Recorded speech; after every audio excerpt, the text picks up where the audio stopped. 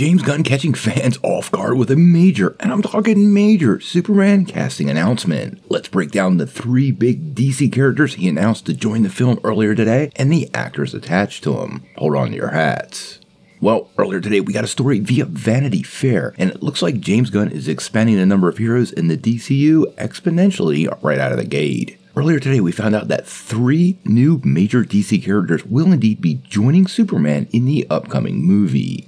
Now, we had been hearing for a while these could be members of the Authority, but these are DC staples, and honestly, I am more than a little surprised, but to be fair, Gunn did tease us with some of them. Now, earlier today, we found out that 3 actors have been added to the DCU, and that would be Isabella Merced as HAWKGIRL, Eddie Gagathy as Mr. Terrific, and Nathan Fillion as Guy Gardner. Now, all 3 of these actors are pretty well known to a lot of people. Merced has been in a lot of stuff, but personally I remember her most from Dora the Explorer.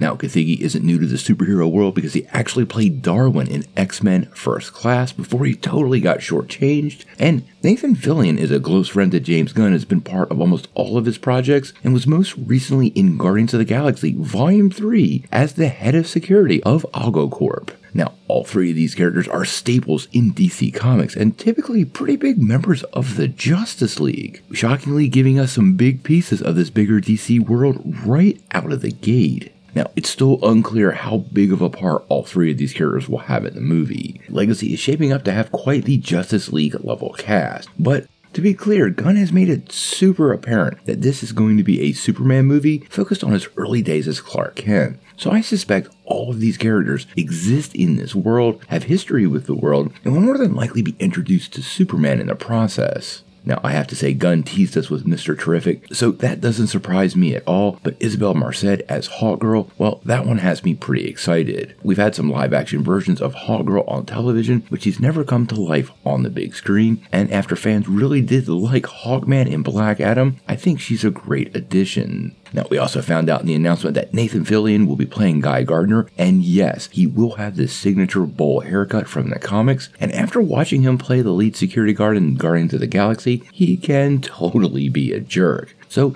he might be very, very great for Guy Gardner. I also find it interesting that this means we've gone from 0 Green Lanterns in the old DC universe to 3 Green Lanterns right out of the gate, with Fillion playing Guy Gardner and the Green Lantern show coming shortly after Superman Legacy, which will feature Hal Jordan and John Stewart. We already have a full core of Green Lanterns defending the Earth and helping to establish the greater cosmos that's going to be James Gunn's DCU. Now, the article went on to make it pretty clear that all of these characters are going to exist in this world, and you really don't need a history with what's happened before. Actually, Safran came right out and said it. He said in the article, the good news is, if you see nothing that we've done before, you can watch Superman Legacy, you can watch Creature Commandos, you can watch Peacemaker Season 2, and you can watch Blue Beetle. All of that. We're trying to minimize audience confusion and maximize their enjoyment. This seems pretty obvious to me, and honestly, after some box office blunders from DC, the last couple movies have not done well. I think they're really hoping for a big turnaround, and hopefully the Blue Beetle is the first step in that. We actually got a new trailer for that. I was just working on a video, but this dropped and I felt like it was much, much bigger news. I suspect the cast of Superman Legacy will continue to expand. We still haven't gotten any news on villains, Jimmy Olsen, Perry White, and many more, so stay tuned. I'm sure we're going to find out a lot more casting news in the next couple of weeks.